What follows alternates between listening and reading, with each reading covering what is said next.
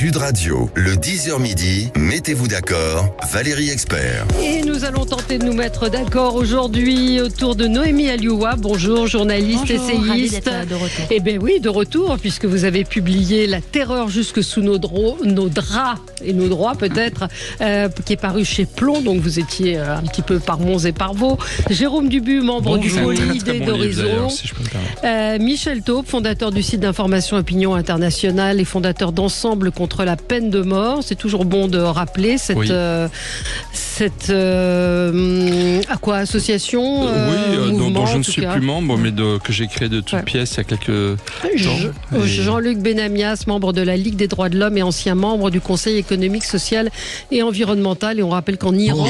Bonjour Jean-Luc, on rappelle qu'en Iran, il y a toujours un jeune rappeur qui est condamné à mort, Toumaj. Pour qui l'on se bat, et c'est très très difficile. Et quand je vois le Conseil de sécurité des Nations Unies observer une minute de silence à la mémoire du président iranien qui a été surnommé le boucher de Téhéran... Et que certains confrères qualifient de président conservateur. Très intéressant d'ailleurs. Vous voyez que le terme conservateur souvent est utilisé pour remplacer le mot islamiste, alors que c'est pas du tout pareil. Enfin, il y a plein de conservateurs qui ne sont absolument pas islamistes. C'est une façon je pense, d'attaquer le conservatisme. De ne pas dire. Enfin, les islamistes sont très conservateurs quand même. Ils sont très conservateurs, mais tous les conservateurs ne sont pas islamistes. Je pense que c'est pas la bonne qualification. Merci pour les conservateurs. C'est pas être conservateur c'est pas être conservateur d'être pour la peine de mort, d'être pour la lapidation des femmes, pour diminuer la valeur des femmes qui représentent un dixième de ce que valent les uns, etc. C'est pas être conservateur. C'est être moyenâgeux et rétrograde. Je vais expliquer à Jean-Luc ce que c'est qu'un conservateur. Ça va lui faire plaisir. Allez, on va parler. Je te connais, Jérôme. On va parler d'Emmanuel Macron en Nouvelle-Calédonie. Qu'en pensez-vous? Faut-il désindexer les retraites et prestations sociales pour faire des économies? C'est une petite information qu'on peut lire dans l'Express. Grande interview du président de la République qui est très content de son bilan, si vous avez lu cette interview. Et puis les européennes, un petit point européenne. On va commencer avec vos coups de cœur et vos coups de gueule. Jean-Luc, on va commencer avec vous. Oui, alors rappelle-moi qu'est-ce que j'ai dit. C'était le Macron, nouveau sélectionneur de l'équipe de foot des JO. C'est ni un coup de gueule, ni un coup de cœur. On a un nouveau sélectionneur pour l'équipe de France de foot des Jeux Olympiques. Monsieur Macron, avant de partir en Nouvelle-Calédonie, a discuté avec le président du Real, Monsieur Pérez, pour lui demander de laisser libre Mbappé pour les Jeux Olympiques. Alors, je rappelle aux Jeux Olympiques, pour le foot, c'est une équipe en majorité de joueurs qui ont moins de 23 ans, mais on a le droit de rajouter 3 personnalités footballistiques, footballeurs en activité, qui ont plus de 23 ans. Voilà. Donc c'est plutôt amusant, hein. Je veux dire, mais dans la période, c'était pas essentiel, mais c'est plutôt amusant. Voilà. Emmanuel Macron en a parlé en disant il faut libérer Mbappé. Voilà. Alors c'est quoi, c'est un coup de cœur ou c'est un coup de gueule? J'ai pas compris. C'est ni un coup de gueule, ni je l'ai dit, c'est un coup d'étonnement. Un coup de cœur, c'est une information extrêmement essentielle. D'ailleurs, j'en rajoute une. Nadia Comencini, on en parlait dans l'émission juste avant, avait 14 ans et 10 mois. Voilà, on cherchait son âge. Pour moi, elle avait 12 ans. Gérard Rolls nous disait 17 ans. 17, mais moi, je me souviens qu'elle était très jeune. Hein. Mais c'est pas la première fois qu'un président de la République s'occupe d'une équipe de foot. Hein. Oui. À ce niveau-là, au niveau de la sélection, quand même. Enfin, Jacques Chirac s'en occupait jamais, ça tu t'en rappelles. Ah si, Jacques Chirac s'en occupait dans les vestiaires, parce qu'il venait dans les vestiaires. Bien sûr, à la fin, quand l'équipe gagnait. Donc voilà. Et puis Sarkozy s'en est beaucoup occupé aussi. Ah bah ça c'est clair. Alors Jean-Luc, vous vouliez rajouter quoi? Oui, vous vouliez rajouter Nadia Comaneci. Non, rien. Moi, c'était juste, c'est tout. Voilà. Ah oui, pour dire que Nadia Comaneci avait 14 ans. Si Mbappé peut jouer dans l'équipe de France pour les Jeux Olympiques, tant mieux. Mais si c'est pas le cas, tant pis. On a assez de footballeurs. Hein. Ouais. Mais bon, est-ce que le président de la République, effectivement, attendez, on a 70 millions de sélectionneurs en France. Pourquoi le président de la République s'en prévoit-il? Et en plus, Jean-Luc Benamias, franchement, vous êtes très injuste, parce qu'en plus notre chef d'État il adore Marseille, donc vous devriez être content. Donc il faudra peut-être que moi j'aurais bien voulu que Mbappé aille à Marseille plutôt qu'à Madrid d'ailleurs. Et Sarkozy s'est occupé 10 fois plus du championnat de France avec le PSG que ne l'a fait Emmanuel Macron. Allez, on va marquer une toute petite pause et on se retrouve dans un instant avec vous pour commenter l'actualité, en particulier ce long voyage, long, à la fois long et court, puisque 24 heures, 26 heures de vol pour 12 heures sur place, ça fait 50 heures de voyage. C'est courageux. Courageux. Symbolique, oui. On y revient dans un instant avec vous. À tout de suite. Sud Radio, le 10h midi, mettez-vous d'accord, Valérie Expert. Nous sommes ensemble pour commenter l'actualité avec aujourd'hui Jean-Luc Benamias qui est avec nous, qui est membre de la Ligue des droits de l'homme et ancien membre du Conseil économique, social et environnemental. Michel Taube, fondateur du site d'information Opinion Internationale. Noémie Alioua, journaliste, essayiste. Vous avez publié La terreur jusque sous nos droits. Mais j'ai du mal à le dire, sous nos draps. La terreur jusque sous nos draps, qui est paru chez Plomb, qui parle de cette confrontation entre les hommes et les femmes. Vous revenez dans ce livre. Moi, je suis pas tout à fait d'accord avec vous sur un certain nombre de choses, mais sur d'accord qu'il faut sauver l'amour. Il faut sauver l'amour, absolument. Voilà. On est d'accord sur l'essentiel. Et Jérôme Dubu, membre du pôle ID chez Horizon. On va parler d'Emmanuel Macron en Nouvelle-Calédonie. On va parler des économies que veut faire le gouvernement et puis des européennes. 37 listes. Est-ce que ce n'est pas un petit peu trop? On continue avec vos coups de cœur et vos coups de gueule. Alors Michel Taube, je suis intriguée parce qu'on m'écrit sur ma feuille: visite des détenus de Toul au château de Versailles. Absolument. Alors figurez-vous que... C'est un coup de cœur ou un coup de gueule? C'est un coup de gueule. Comme vous rappelez que je suis fondateur d'Ensemble contre la peine de mort, ouais. Je tiens à rappeler que je suis évidemment très attaché à la dignité des conditions de détention de nos détenus en France, et qu'il y a une incurie malheureusement des moyens et de l'accompagnement social, psychologique des détenus. Mais tout de même, il ne faut pas pousser le bouchon trop loin.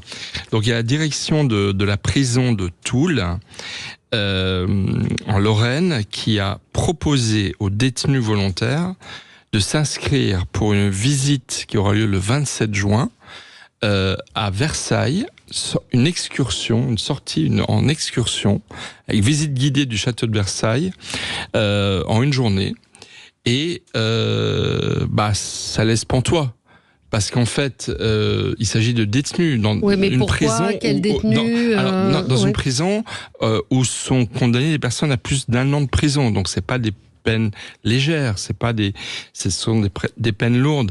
Et donc le fait que dans le cadre d'une politique, on va dire sociale, d'accompagnement des détenus, il soit proposé une sortie touristique pour traverser quand même près de 500 kilomètres pour aller à Versailles, à l'aller, puis 500 ou 400 et quelques kilomètres au retour. D'une part, ça fait bondir des syndicats de surveillants pénitentiaires, parce que ça pose évidemment des problèmes de sécurité et de moyens dont manquent les personnels. Et en plus, encore une fois, je pense que par rapport à l'effet dissuasif de la peine, autant je pense que dans l'espace de la prison, il faut qu'il y ait des activités sociales, il faut qu'il y ait des activités d'intégration, de la lecture, du travail, des possibilités de travail, etc. Mais de là, encore une fois, faire une sortie presque scolaire, quoi. Je pense que c'est aller au-delà du raisonnable par rapport, encore une fois, à l'équilibre à trouver entre la peine, son caractère dissuasif et la nécessité d'aider et de prendre en charge les détenus. Alors les policiers, évidemment, beaucoup de policiers sont contre. Le ministère de la Justice précise que le régime de cette prison est principalement orienté vers la réinsertion sociale et la préparation à la sortie des condamnés. Donc il faut peut-être avoir tous les tenants et les aboutissants. Je suis d'accord sur certaines choses, mais il y a des condamnés, des gens qui ont purgé leur peine ou qui vont sortir dans peu de temps. Je sais pas.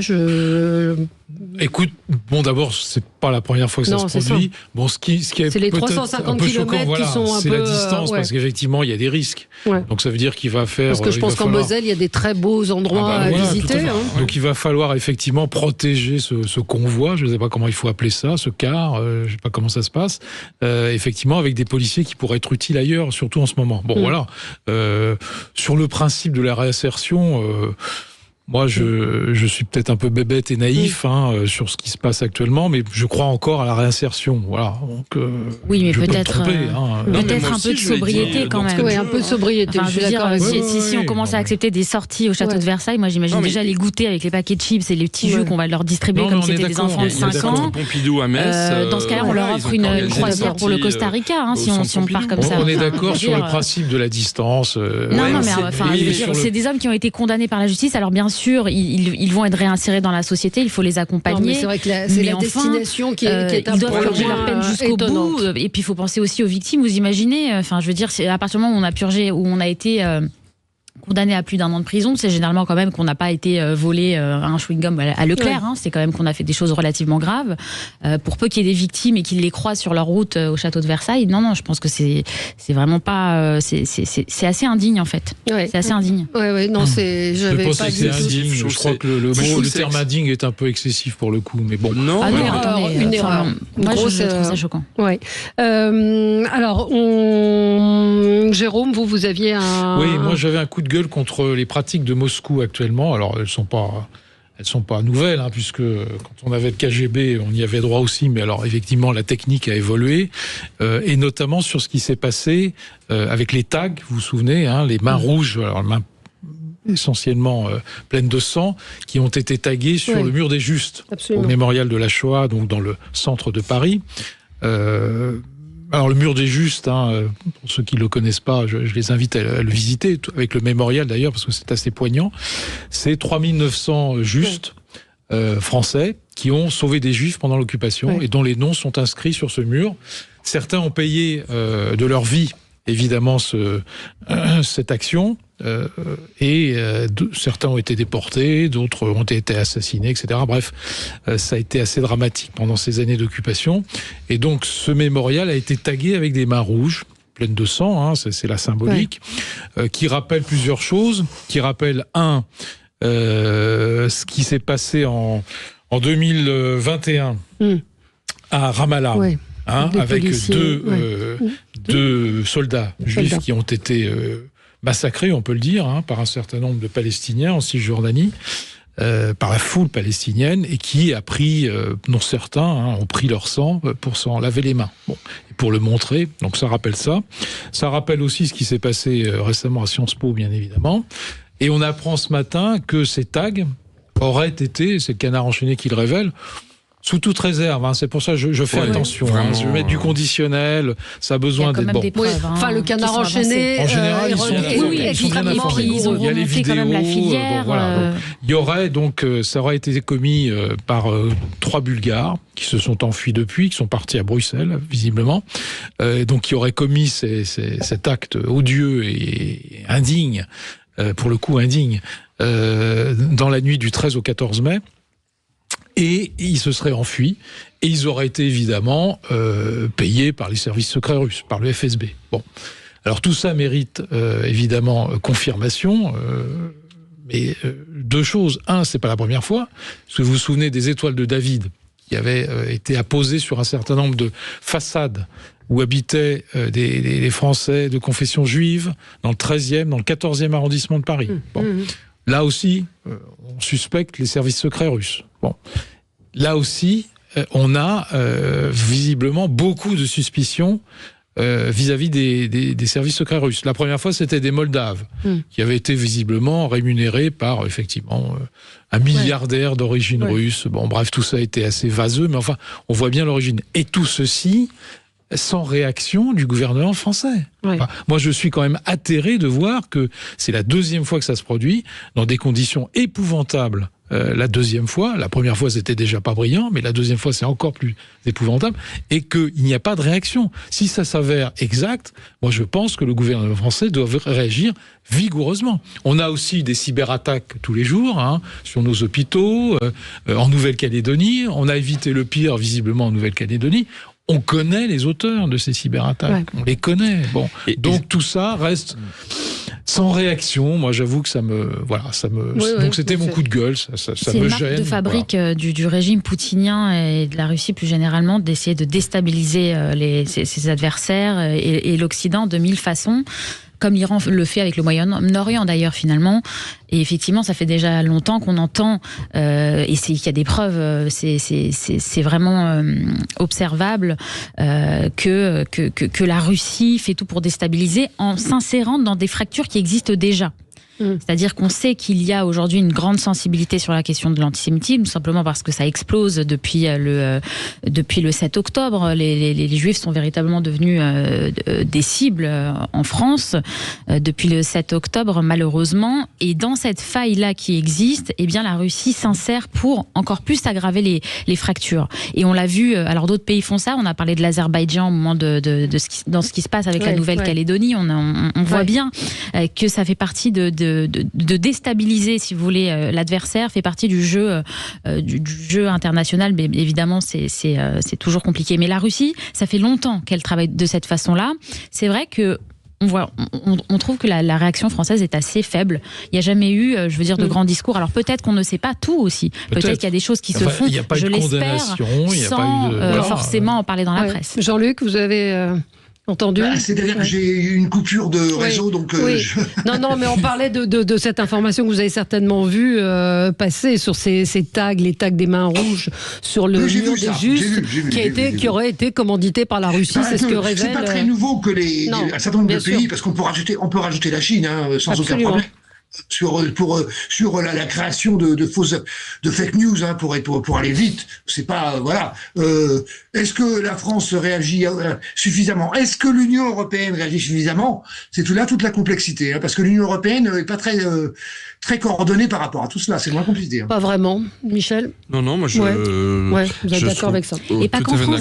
Non, on peut rajouter un petit morceau. Je pense que ça entretient effectivement l'antisémitisme ambiant, et c'est fait pour cela d'ailleurs, à mon avis, en partie. Vous vous souvenez qu'aux États-Unis, le dernier mandat de Donald Trump, on l'avait accusé d'avoir gagné à cause des Russes. Il y avait eu toute la procédure d'impeachment, etc., qui finalement avait conclu au fait que ça n'avait pas joué à ce moment-là. Mais enfin, on sait que la Russie déstabilise le jeu mondial. Mais on sait aussi qu'ils ont essayé en France en 2017, puisqu'il y a eu des témoignages très précis de la part de l'équipe de campagne de Macron, je m'en souviens très bien puisque j'y étais, en disant effectivement il y a des tentatives de déstabilisation du corps électoral par la Russie.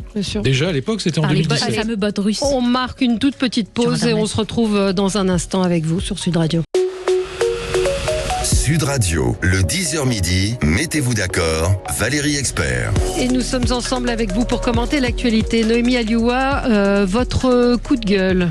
Mon coup de gueule, en tout cas, c'est quelque chose que je trouve assez intéressant de noter. C'est le président turc, vous avez peut-être vu ça passer, Recep Tayyip Erdogan, qui a fait un discours à l'issue d'une réunion de son gouvernement pour parler de l'Eurovision.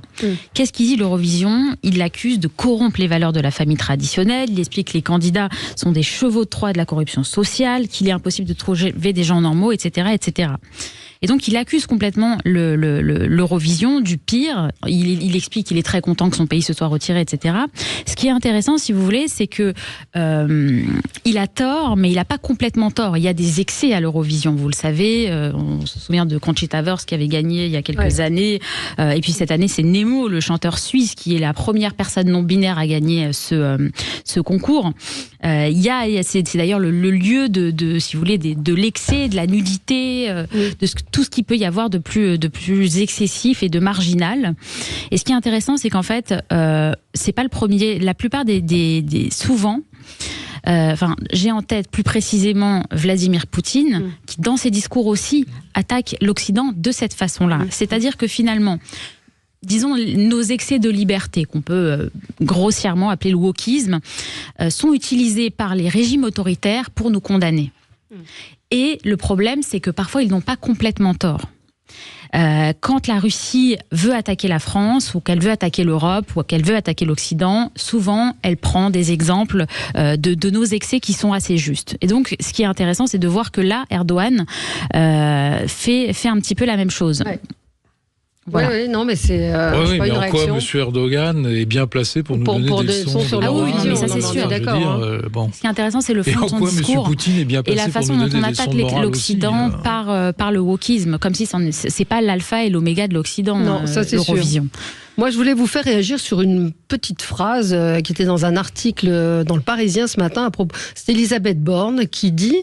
elle confie qu'elle confie elle-même prendre le goût à la politique. J'ouvre les guillemets. J'aime être sur le terrain, j'aime faire campagne. Je veux comprendre le pessimisme et le désarroi des Français. Moi, les bras m'en tombent. Elle a été première ministre. Vous savez, ça me fait penser à cette histoire qui m'a beaucoup marqué quand j'étais sur LCI. Je faisais énormément d'émissions autour du handicap, en particulier des enfants autistes, de cette situation. Et j'avais reçu une secrétaire d'État aux personnes handicapées qui était venue, qui avait été confrontée à la réalité justement de parents d'enfants autistes. Et à la fin de l'émission, elle m'avait dit: est-ce que vous pourriez me donner les coordonnées de ces gens? Alors je lui avais dit oui, parce qu'il y a des gens qui appelaient aussi en larmes en disant: qu'est-ce que mon enfant à 20 ans va devenir? Et elle m'avait dit: donnez-moi les coordonnées de ces gens. Et je lui ai dit: mais pourquoi? Et elle me dit: pour me plonger dans la réalité. Ça m'a fait penser à ça. C'est-à-dire qu'on avait une secrétaire d'État totalement déconnectée de la réalité de ces familles. Et quand j'ai lu cette phrase, ça m'a interpellée. Je me suis dit: mais comment on peut être à ce point éloigné des choses pour dire: je voudrais prendre conscience du désarroi des Français? Mais qu'elle sorte, qu'elle aille faire ses courses, qu'elle aille voir... Enfin, je ne sais pas. Oui, vous avez entièrement raison. C'est vraiment la déconnexion, en fait, de certains responsables politiques, même au plus haut niveau, avec la réalité du terrain. Mais je veux comprendre le pessimisme et les désarroi des Français. C'est-à-dire qu'elle ne s'inclut même pas dedans. C'est ce que voulait Emmanuel Macron quand il est arrivé. Vous vous souvenez, lorsqu'il a débarqué dans l'échiquier politique, il a dit: moi, je veux créer une génération de politiciens qui ne sont pas politiciens. Il a complètement recréé recréé la classe politique avec des personnes qui n'étaient pas issues du milieu politique. C'était ce qu'il voulait faire. Oui, pour le coup.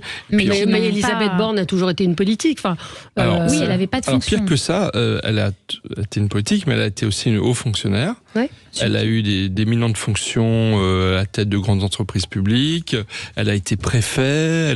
Elle a une carrière publique, en fait. Et donc, ça veut donc dire, dans sa phrase, elle nous dit donc que 30 ans ou 20 ans, 25 ans de carrière dans la haute administration française ou la haute administration politique française vous coupe du terrain. C'est-à-dire qu'elle va voir les vrais gens. Elle est au zoo. Elle va voir les vrais gens.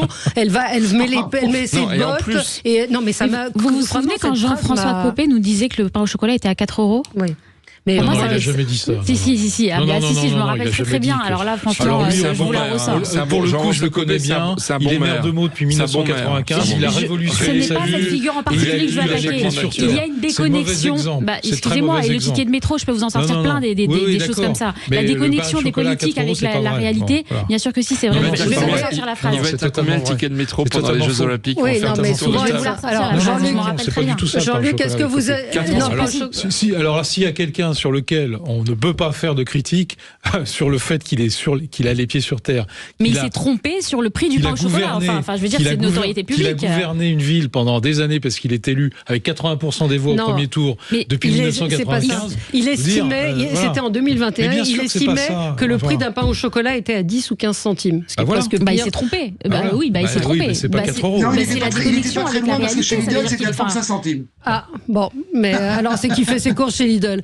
Ça vous choque ou pas cette phrase d'Elisabeth Borne, vous qui avez été un politique? Je demande, et Valérie, excuse-moi, mais ce genre de déclaration, je dis pas que le Parisien dit des bêtises, mais je demande à vérifier, parce que Elisabeth Borne, moi je veux bien qu'il soit largement, on a beaucoup de ministres, hommes et femmes, qui sont très très loin de la réalité. Il me semble pas, je veux pas défendre Elisabeth Borne plus que ça, que ce soit la plus lointaine des réalités, sérieusement. Non, mais cette phrase, en tout cas, interpelle. Et la suite, c'est mon but dans la vie, c'est que ça ne soit pas Marine Le Pen en 2027. Je n'ai pas envie de ça pour mon pays. C'est un but général, normalement. Non, mais la phrase, je veux comprendre le pessimisme et le désarroi des Français. C'est une déconnexion d'un certain nombre de ministres depuis plusieurs années, et pas uniquement avec le gouvernement Macron. Par rapport à la réalité, ça se voit. Je veux dire, il y a vraiment une déconnexion par rapport au monde réel. Moi, je le dis souvent sur cette antenne, la déconnexion complète par rapport au monde syndical, quelles que soient les tendances et sensibilités syndicales, est absolument effrayante. C'est-à-dire qu'on ne s'appuie plus sur les corps intermédiaires. Et cette déconnexion avec les corps intermédiaires, associatifs, syndicaux, pour moi, est une très mauvaise chose. Et puis il y a aussi le problème du non-cumul des mandats. Quand vous êtes un député lambda, que vous êtes élu uniquement député, que vous n'avez pas de mandat local, vous ne recevez pas les gens, vous ne connaissez pas leurs problèmes, les élus locaux vous snobent parce que vous ne leur apportez rien, et donc vous êtes effectivement complètement déconnecté de cette réalité-là. Bon, donc ce non-cumul des mandats était une connerie majeure. Majeure. Bon, alors passons sur ce sujet. Voilà, on a non-cumul par rapport tu as raison, le non-cumul par rapport aux députés. Oui, les sénateurs. Hein. Député mais c'est maire, pas le cumul général. Hein. Ça n'a jamais empêché personne de dormir, d'être député maire et d'avoir 2 mandats. Enfin. Non, je suis d'accord. Bah oui. Voilà, on va marquer une petite page de pub. On se retrouve dans un instant. Emmanuel Macron en Nouvelle-Calédonie. Coup de com', est-ce qu'il était temps? Est-ce qu'il reprend les choses en main? Que va-t-il pouvoir faire? Beaucoup de questions avec vous. À tout de suite. Sud Radio, le 10h midi, mettez-vous d'accord, Valérie Expert. Et l'actualité, c'est évidemment ce voyage d'Emmanuel Macron pour la Nouvelle-Calédonie. Il est en route vers la Nouvelle-Calédonie. Il a décidé de faire ce voyage pour tenter de calmer les choses. Notre ami Éric Revel qui m'écoute me dit Emmanuel Macron s'est auto-désigné comme médiateur en chef sur la Calédonie. C'est vrai que Mitterrand avait fait la même chose. J'ai vu un extrait ce matin sur CNews. Le risque politique est énorme. Et pour quelles annonces Éric, vous faites l'émission à ma place, mais c'est les bonnes questions effectivement qu'on peut se poser. Risque politique. Alors Jean-Luc, peut-être que vous pouvez commencer. Vous en pensez quoi de cette visite? Est-ce qu'il y avait que lui? Néo-calédonienne et de la Kanaki et la Nouvelle-Calédonie est une histoire ancienne, millénaire pour les Kanaks, centenaire pour ce qu'on appelle les métropolitains. La façon de gérer l'après, parce qu'il s'agissait bien de gérer après les histoires des années 80-90, de gérer la phase de décolonisation. Il y a eu 3 référendums, 2 référendums dans lesquels les forces politiques kanak et métropolitaines s'étaient présentées. Le 3e référendum, il y a eu boycott des mouvements kanak. Et aller tout d'un coup décider de passer en force donne la situation dans laquelle on est, qui est une situation absolument déplorable, dangereuse, violente. Il y a trop de morts. Il y a trop de blessés graves, il y a des gens qui ont peur. Globalement, le fait que Emmanuel Macron y aille, c'est pourquoi pas. J'ai lu ce matin et c'était pas une certitude, que les dirigeants du FNLKS, Kanak, disent « Ok, il est là, nous avons discuté ». Alors qu'ils avaient refusé, rappelez-vous. C'est pas exactement ce qu'ils ont dit. Non, Jean-Luc, c'est pas exactement ce qu'ils ont dit. Non. Ils n'ont pas dit OK. Ils ont dit parce que c'est le président de la République, on va le recevoir. Mais vaut mieux l'écouter. Sérieusement, car ça ne se réglera pas avec un gagnant d'un côté et un gagnant de l'autre. Ça n'existera pas. Il faut que, à ce niveau-là, il y ait un compromis. Mais est-ce qu'il peut... Quelques secondes sur le compromis qui a été passé dans les années 90. Ce compromis s'est fait avec qui? Michel Rocard, tout le monde le sait, Monsieur Pisani, tout le monde le sait, les églises protestantes et catholiques, et les 2 leaders à l'époque, Jean-Marie Djibao et Jacques Lafleur. Jacques Lafleur, métropolitain, habitant de la Nouvelle-Calédonie, de la droite néo-calédonienne, et Jean-Marie Djibao. Il faut bien arriver à cela si on a envie d'en sortir. Je suis très circonspect sur cette affaire calédonienne. Alors j'entends bien qu'effectivement il faut trouver des consensus, il faut trouver des gens avec qui parler, il faut que effectivement ça fonctionne entre ce qu'on appelle les Caldoches et les Kanaks, qu'il y ait un consensus, etc. C'est ce qui a été fait en 1988 avec les accords de Matignon. Bon, ils ont été renouvelés en 1998 avec les accords de Nouméa. Bon, Lionel Jospin était Premier ministre, et effectivement, on a dit, on va faire un certain nombre de référendums, et puis on va voir ce que ça donne. Et il y a eu 2 référendums qui ont été organisés de manière parfaitement légale, tout le monde y a participé, et le référendum a donné un non clair et net à l'indépendance. Bon. Il y en a eu un 3e où effectivement les Kanaks, les représentants des indépendantistes ont boycotté, et ça a été 80 ou 90% pour le non à l'indépendance. Donc c'était pas très significatif. Mais les 2 premiers, il y a quand même eu une expression du suffrage universel qui était claire en disant « nous, on veut rester dans la République française ». Donc c'était assez clair. Et depuis, malheureusement, les accords de Nouméa en 88, moi, j'ai pas l'impression que... Alors, il y a eu une stabilisation, on a eu une espèce de paix civile, etc. Mais j'ai pas l'impression qu'il y a eu de grands changements. Or, c'est ça qui m'inquiète, si vous voulez, c'est que à force de consensus, on n'arrive pas à avancer. Ouais. Économiquement, l'île n'a pas progressé, elle est toujours sous tutelle de la métropole. Socialement, on voit bien que ça n'a pas progressé non plus. Il y a des poches de pauvreté énorme dans ce... J'en parlais l'autre jour avec la présidente du MEDEF de Nouméa, me disait, il y a des poches de pauvreté, on ne sait pas quoi faire. Ouais. Bon. Et tout ça avec des accords qui ont été dans le consensus. Donc je me demande, mais c'est peut-être complètement idiot ce que je dis, et iconoclaste, je me demande s'il ne faut pas un jour se mettre autour d'une table, revoir ces accords et dire qu'est-ce qu'on fait de cette île. Parce que là, on est dans la stabilisation et un peu dans une espèce de consensus qui empêche d'avancer. Empêche d'avancer. Michel. Comment dire ? Michel Taube. D'abord, il y a eu un premier référendum, je tiens à le dire, en 1987, avant la grotte d'Ouvéa, qui avait été boycotté par les indépendantistes, mais où il y avait eu un très fort taux de participation électorale qui avait voté pour l'ancrage dans la République française. Et c'est très intéressant parce qu'à l'époque, le corps électoral de ce premier référendum avait permis à tous les néo-calédoniens qui étaient sur le sol depuis 3 ans et plus de voter.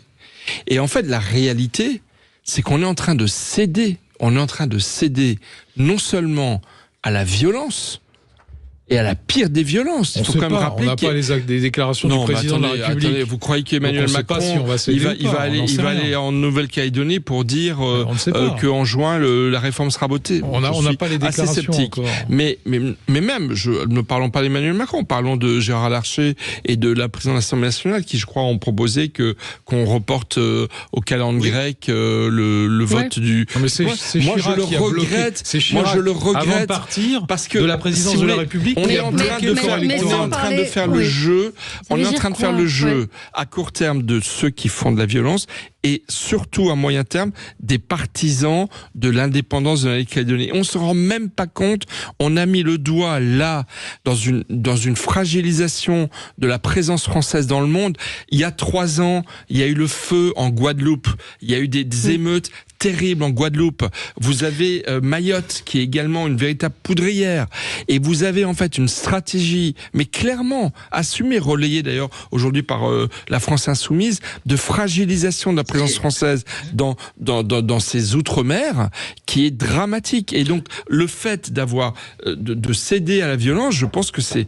Encore une fois, c'est absolument dramatique. Moi, je pense que socialement, il aurait fallu, et il est encore temps, d'investir massivement dans l'ascenseur social, dans l'accompagnement des Kanaks, etc. Mais ne cédons pas sur le politique. Mais qu'est-ce que vous allez investir avec des gens qui ne veulent pas forcément de vous, avec des gens là qui ont massacré le pays, et qui ne veulent pas des Français. Donc quelle entreprise va investir? Il va y avoir des milliards de travaux. Mais sur l'aspect politique, et ce qu'évoquait Éric Revel, c'est un risque politique pour Emmanuel Macron, ce voyage. Moi, je pense que c'était nécessaire. Alors, on sait qu'Emmanuel Macron n'est pas euro. C'est pas parce qu'il va arriver 24 heures que la situation va se calmer tout d'un coup, mais c'était nécessaire. On peut pas dire à ce morceau de territoire que c'est la France et ne pas, et lorsqu'il y a des choses graves, ne pas aller sur place et ne pas prendre la situation à bras-le-corps. Il y a eu quand même 6 morts et c'est une situation extrêmement compliquée. On leur dit vous êtes français, on ne peut pas les abandonner non plus à leur sort. Ça, c'est sur la question de la visite de Macron, mais sur le fond, il faut simplement faire respecter la démocratie. Encore une fois, il y a déjà eu 3 référendums. Alors, Marine Le Pen a quand même surpris tout le monde en proposant encore un 4e, ou pourquoi pas un 5e, un 6e. Je veux dire, là, on ouvre... Je sais pas très bien ce que ça veut on dire. peut continuer jusqu'à demain, si vous voulez, mais je veux dire, la démocratie s'est exprimée, il faut la respecter, et surtout, il ne faut pas s'abaisser. Alors, voilà, vous l'apprenez. En tout cas, ce qui est sûr, on ne peut pas s'abaisser dès qu'il y a de la violence. Quand on est dans le consensus comme ça pendant 40 ans, eh bien, on n'avance pas, et c'est ce qui se passe. L'île, vous la prenez en 88, vous la prenez aujourd'hui, elle est la même. Elle n'a pas progressé. Il y a toujours ces poches de pauvreté. Il y a des jeunes qui sont en déshérence. Il y a une situation économique qui ne progresse pas. J'ai l'impression que, à force de consensus, finalement, on gèle un peu tout et personne ne veut avancer. Mais exactement. Jean-Luc. C'est ça qui m'inquiète. Jean-Luc. Les jeunes en déshérence, c'est des jeunes Kanaks qui vivent à Nouméa, où la situation est effectivement la plus violente. L'ancienne politique séculaire de l'histoire kanak continue dans le reste du territoire kanak de la Nouvelle-Calédonie à avoir des coutumes diverses et variées historiques. Je voulais rajouter quelque chose. Il ne vous a pas échappé qu'en dehors de le président de l'Assemblée nationale et du Sénat, la présidente et le président, les 4 présidents des régions françaises, Guadeloupe, Martinique, je vais essayer de ne pas en oublier, Réunion, ont demandé à ce qu'on reporte tout cela. Car ils sont très inquiets aussi par rapport aux situations. Oui, mais eux-mêmes, ils sont contre... ils sont tous de gauche. C'est tous de gauche et des autonomistes intégraux. Ils sont tous de gauche. Jean-Luc, voyons. Le président de la Guadeloupe, il a mis de l'huile sur le feu. J'essaye d'avoir un regard géopolitique par rapport à tout cela. Alors si on me répond, ils sont tous de gauche, alors c'est normal. Non, c'est pas le vrai. Bah oui, c'est normal. C'est normal parce qu'ils ont mis du... Les difficultés de la France, c'est pas le seul pays, mais nous, on a encore beaucoup de colonies ou d'anciennes colonies, les difficultés à gérer tout ça.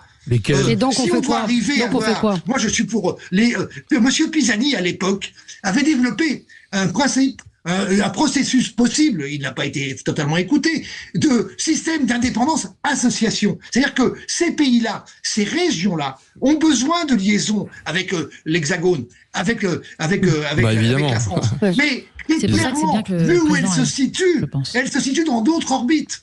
Forcément géopolitique. Mais il ne vous a pas échappé que la géopolitique mondiale est totalement bouleversée. C'est ce que j'allais vous dire, mais il ne vous a pas échappé non plus, cher Jean-Luc, que la Chine est là. Vous prenez la situation du Vanuatu qui est sous domination chinoise, et la Chine n'attend qu'une chose, c'est de pouvoir récupérer un territoire comme celui de la Nouvelle-Calédonie. Il y a des enjeux géostratégiques, militaires. Mais que peut faire Emmanuel Macron? Je veux dire, ce voyage spectaculaire, puisque 50 heures de vol pour 12 heures ou 24 heures de plaisance sur... C'est symbolique, ouais. Mais mais on va attendre, on attend des annonces. Quelles annonces il peut faire? Ce qui m'étonne, c'est qu'il semblerait qu'il mette en place une mission technique avec des hauts fonctionnaires et c'est là que je comprends pas. Il est toujours dans les injonctions paradoxales. Il se déplace en personne, donc c'est hyper politique, et en même temps, probablement pour mettre en place une mission technique. Alors qu'il y a des hommes politiques éminents comme il y a Édouard Philippe qui s'est beaucoup occupé du dossier. Comme le dernier Premier ministre de François Hollande, excusez-moi. Manuel Valls. Non, Jean-Marc Ayrault. Le premier. Non, le dernier. C'est Manuel Valls. Alors l'avant-dernier, excusez-moi. Voilà. Cazeneuve, qui a aussi proposé ses services. Excusez-moi. Qui a aussi proposé ses services. Et je trouve effectivement, si Emmanuel Macron juge que sa personne est indispensable sur place, il faut qu'il l'assume et qu'il continue après le suivi politique. Est-ce qu'il sait ce qu'il va est-ce qu'il sait déjà ce qu'il peut ou ce qu'il va annoncer? Sortir le carnet de chèques. Le carnet de chèques, c'est pas forcément ce qu'attendent les Calédoniens. Il se déplace, effectivement, que ce soit rapide, que les heures d'avion, etc. Ça pose pas de débat. Enfin, je comprends pas la question d'Éric Revel. Il est anti-macroniste primaire. Bon, d'accord, mais enfin, là, c'est pas le sujet. Il est président de la République, il va où il veut, quand il veut, et il annonce ce qu'il veut. Enfin, voilà. Oui, mais ça, c'est la légitimité du président de la République. Mais, encore une fois, j'entends avec inquiétude un certain nombre de commentateurs et de commentaires disant que on a oublié l'esprit des accords de Matignon, des accords de Nouméa, il faut revenir aux accords de Matignon, on était dans le consensus, tout allait bien, effectivement, on a eu la paix civile pendant 40 ans, mais pendant ce temps-là, l'île a régressé, je suis désolé de le dire, l'île a régressé. Est-ce qu'il faut continuer dans cette voie-là? Moi, je ne le crois pas. Pourquoi? En tout cas, c'est pas ce qu'ils ont fait que l'île va aller mieux. Attendez, Noémie voulait la production industrielle de la Nouvelle-Calédonie, c'est le nickel. Cette histoire. Oui. C'est le nickel. Or, malheureusement, le prix du nickel est en grande baisse. Il y avait un partage par rapport à la gestion des différentes entreprises qui s'occupent du nickel en Nouvelle-Calédonie entre les Kanaks et les Néo-Calédoniens qu'on peut appeler entre guillemets les Caldoches. Voilà. Et globalement, cette histoire, qui est une richesse totalement existante, est en train malheureusement, pour des raisons économiques et des raisons industrielles, de tomber. Précisément, c'est ce que je reproche à ceux qui ont gouverné cette île, que ce soit au niveau État ou au niveau territorial, de ne pas avoir envisagé une reconversion économique. On sait très bien que le nickel, c'est depuis longtemps, que l'économie néo-calédonienne, elle ne peut pas reposer uniquement sur le nickel, on le sait. Éric Revel vous répond, Emmanuel Macron en Nouvelle-Calédonie, Édouard Philippe dit, effectivement j'ai la dépêche sous les yeux, et il espère des annonces à la hauteur. Alors est-ce qu'Édouard Philippe est lui aussi anti-Macron? Parce qu'il est assez dubitatif dans la dépêche, effectivement, les propos d'Édouard Philippe sont assez ambigus. C'est pas parce que je suis chez Horizon que je suis d'accord avec Édouard Philippe sur ce sujet. La France, qui a une relation compliquée avec son histoire coloniale, a une possibilité de trouver une solution originale, même si c'est plus difficile qu'il y a 3 mois. On s'est quand même débrouillé comme des manches dans cette affaire. La solution originale, si c'est de revenir aux accords en disant consensus, pas de vague, guerre civile, on a peur parce qu'effectivement, il y a des destructions, il y a des morts, etc. Et donc, on gèle la situation pendant encore 40 ans, comme je l'ai entendu de la part de Madame Marine Le Pen, ça n'a pas de sens. Enfin, c'est une île qui est en train de s'effondrer économiquement, de s'effondrer socialement. En fait, de toute façon, je trouve que nos politiques de tous bords n'ont pas assumé la volonté de définitivement ancrer la Nouvelle-Calédonie dans la République française. Et moi, on présente toujours les accords de Nouméa et de Matignon comme étant les tables de la loi, mais j'ai trouvé absurde l'idée de prévoir 3 référendums. Il aurait fallu voter une fois pour toutes et passer à autre chose. Et passer à quoi? À ce que Jérôme Dubus vous disait, et vous avez raison, misons sur une reconversion économique et sociale de l'île plutôt que de s'enfermer dans le jeu des indépendantistes qui est encore une fois de maintenir la question. Et je le répète, ce qui s'est passé la semaine dernière, et si Emmanuel Macron cède un tant soit peu aux revendications en faisant des annonces de report, par exemple, de la réunion du Congrès, etc. En Martinique, en Guadeloupe, à La Réunion, en Guyane. Vous allez voir, Taubira, elle va être vent debout en disant il faut un même processus d'autonomisation. Ça va être dramatique, ça va faire boule de neige. Quel mélange. Tout ça ne se compare pas. Mais les problématiques sont à peu près les mêmes dans la décolonisation. Mais tout ça ne se compare pas. Je vois pas Christiane Taubira comparer ce qu'est la Guyane. Jean-Luc, pourquoi vous parlez de décolonisation? Non, c'est important. Pourquoi vous parlez de décolonisation? En Guyane sont des complexités. Mais on n'est pas en 1960, quoi. Pourquoi décolonisation? Vous voulez décoloniser la Nouvelle-Calédonie, c'est ça? Parce que c'est la réalité. Parce que mais c'est votre réalité. Mais il existe des peuples autochtones. On vous mettra et alors, c'est pas compatible avec la République française? Ça peut l'être si la République les respecte. Mais allez, les respecte. Stop. On marque une pause et on se retrouve dans un instant. Sud Radio, le 10h midi, mettez-vous d'accord, Valérie Expert. Et je voulais qu'on dise quelques mots quand même sur ces européennes, 37 listes des têtes d'affiche et quelques habitués qui reviennent. 37 listes, c'est beaucoup. J'ai vu hier que, je ne sais pas si vous avez vu, que Dieudonné et Francis Lalanne avaient avaient déposé une liste et Dieudonné, comme à son habitude, réclamait du pognon. Il avait besoin de pognon pour lancer cette liste. Donc, vous, Jean-Luc, qui avez un peu d'expérience, c'est bien qu'on puisse dire. Ouais. Alors, 37 listes, je rappelle qu'il y en avait 34 la dernière fois. Une élection européenne, quand on veut se présenter, pour avoir à disposition les bulletins de vote et les professions de foi, c'est un peu plus d'1 million d'euros. Donc, ce qui fait que sur les 37 listes, on va dire que à peu près la moitié auront des bulletins de vote disponibles. Je rappelle qu'on est remboursé au niveau des élections européennes en France quand on fait au-delà de 3%. Sinon, on n'est pas remboursé. Or, on va dire au moins la moitié de ces listes ne feront pas 3%. Ce qui fait que je vois pas très bien comment ces listes s'endetteront jusqu'au cou. Et dans ces cas-là, ce que ces listes demandent, vous verrez quand il y aura l'appel, ils feront des appels sur les réseaux sociaux pour que les gens éditent eux-mêmes leur bulletin de vote. Ouais. Bon, vous voyez comment ce que ça peut donner. Globalement, si on obtient 0,3% parce que des gens ont édité leur bulletin de vote, c'est gigantesque, ça fait beaucoup. Donc voilà. Après, vous avez remarqué que les différents grands médias, et les médias, notamment Sud Radio, font attention à inviter à peu près tout le monde. Mais donc, dès qu'il y a des grands débats, on prend les 8 plus grosses listes, et puis on s'arrête là. Ouais. Non, mais je pense qu'on aura effectivement. On a la liste, je dis quand même, à la liste de Florian Philippot qui fait 0 dans nos estimations. On aura la moitié des bulletins de vote présents mais qui lui a les moyens de se payer dans les bureaux de vote. Bon, pas plus. Donc effectivement, on aura une quinzaine de bulletins de vote. Moi, ce qui me choque, je vous le dis très clairement, hein, je vais me faire des ennemis, mais tant pis, je m'en fiche. Déjà la dernière fois, on avait eu droit à un bulletin de vote avec un chien. Oui. Là, on va avoir droit à un bulletin de vote avec un chat. Bon, je n'ai rien contre les animaux, j'en ai moi-même, ni contre les chats, ni contre les chiens. Mais là, enfin, je suis désolé, il y a des gens qui vont voter pour un chien ou pour un chat. Enfin, moi, les bras m'en tombent. Voilà. Pour moi, ça devrait être interdit. Soit on est candidat avec quelqu'un en tête de liste qu'on montre sur le bulletin de vote, ou alors on fait une profession de foi uniquement sans photo, peu importe, avec des récriminations. Mais enfin, mettre la photo d'un chat et la photo d'un chien, et la dernière fois, ça a fait 2%. 2%. Oui, c'est le parti animaliste. Moi, les bras m'en tombent. C'est le parti animaliste. J'avoue que la cause des animaux on autorise ça, beaucoup d'attention. Voilà, bon. Ouais.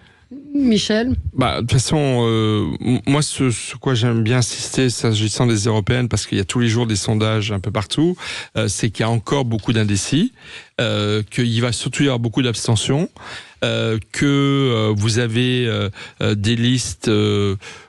connues depuis toujours ou presque, comme le Parti communiste, qui sont donnés à 2%, et puis vous avez des listes de candidats, on va dire non conventionnels, qui sont à 1, 1,5, 0,5, mais avec les marges d'erreur, d'une part, qui sont très importantes sur les études, le nombre d'indécis qui sont à 15, 20%, il peut y avoir des surprises. Ouais. Et en fait, moi, ce que je pense surtout, c'est que ça va être une élection catastrophique au niveau de la participation, et avec peut-être des très très grosses surprises.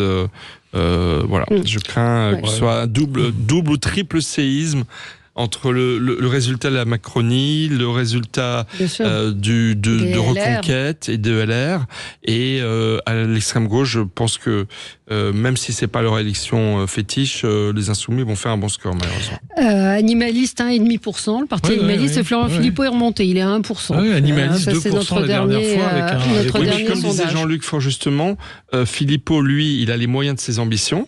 Donc il aura des bulletins de vote partout en France. Exact. Et il risque d'avoir beaucoup plus de voix parce que beaucoup d'autres candidats n'auront pas les moyens de financer. Asselineau a aussi les moyens. Oui, Asselineau aussi, mais enfin bon, il y a quand même... Mais globalement, la dernière fois, les petites listes... Jean-Marc Gobernatori aussi, qui est candidat écologiste au centre. Oui, Jean-Luc, les petites listes. Les petites listes avaient fait quand même 19,4%. Ouais. Qu'est-ce que tu mets dans les petites listes aussi ? Est-ce que c'est... les petites listes non télévisées, celles qui passent pas à la télé. Elles sont nombreuses. Par exemple, Jean-Marc Gobernatori, écologiste au centre, la démocratie n'est pas un carnaval, mais il passe pas dans la aussi. Effectivement, je pense qu'il faudrait un petit peu plus serrer la vis quant aux propositions de participation, parce que là, avec 37 listes, tout en sachant qu'un certain nombre de toute façon se présentent, mais de façon... Doucement, les élections européennes, pardon. Justement. Oui, mais justement, l'Europe devrait aussi serrer la vis, qu'il s'agisse de la France ou de la Suisse. Pardon, excusez-moi de vous sortir ma science, entre guillemets, c'est qu'il existe beaucoup de pays au niveau de l'Union européenne où il y a des listes jusqu'à 1%. Vous obtenez un député. Et ça justifie quoi, beaucoup de pays européens. Ça justifie quoi ? Ça justifie aussi le fait qu'il y ait des partis complètement absurdes qui se présentent avec une tête d'affiche avec un chat. Et c'est pas sérieux pour la démocratie. On a déjà du mal à faire en sorte que les gens votent. On a déjà du mal à faire en sorte que les gens se déplacent dans les urnes. Si en plus on leur dit que c'est une foire fouille avec un festival et un carnaval au milieu, je suis pas du tout sûre que ça serve la démocratie. On peut autoriser un certain nombre de listes, mais en leur disant vous ne mettez pas des animaux sur vos bulletins de vote. Enfin, je suis d'accord. Enfin, l'un n'empêche pas l'autre. Et moi, je partage pas tout à fait l'analyse de Michel. Moi, je pense qu'il va y avoir un vote utile cette fois-ci qui va broyer les autres. Bon, je me trompe peut-être, mais j'ai l'impression que c'est ce que donne la tendance. Après, sur les 6-7 premières utile pour qui listes, alors utile parce que les gens votent contre ou les gens votent pour. Alors là, c'est plutôt contre, visiblement. Moi, ce qui m'atterre, parce que je regarde ça depuis un certain nombre d'années, la vie politique française, j'ai regardé un peu les têtes de liste aux européennes précédentes. Alors, la dernière fois, c'était encore moins vrai. Mais j'ai l'impression qu'on baisse de niveau, quoi. Voilà. Quand je pense que Simone Veil était tête de liste, quand je pense que Jacques Chirac a été tête de liste, quand je pense que Nicolas Sarkozy était tête de liste. Oui, elle a fait 8%, Simone Veil. Non, la première fois, elle avait fait plus de 30%. Mais t'as raison, c'est la seconde fois. Tu as raison. Voilà. Giscard était tête de liste. Je veux dire, il y avait quand même des personnalités qui portaient l'Europe qui étaient autrement intéressantes que celles qu'on a actuellement. Excusez pour eux, hein, mais il y a voilà. une baisse de niveau. Oui, mais généralement, il ne t'a pas échappé qui démissionnait à peu près 6 mois après. D'accord, mais ils avaient porté la liste. Allez, c'est fini pour aujourd'hui. Merci à tous les 4. Merci. Très bonne journée sur Sud Radio. On se retrouve demain. Sud Radio. Sud Radio. Parlons vrai. Parlons vrai. Sud Radio. Parlons vrai.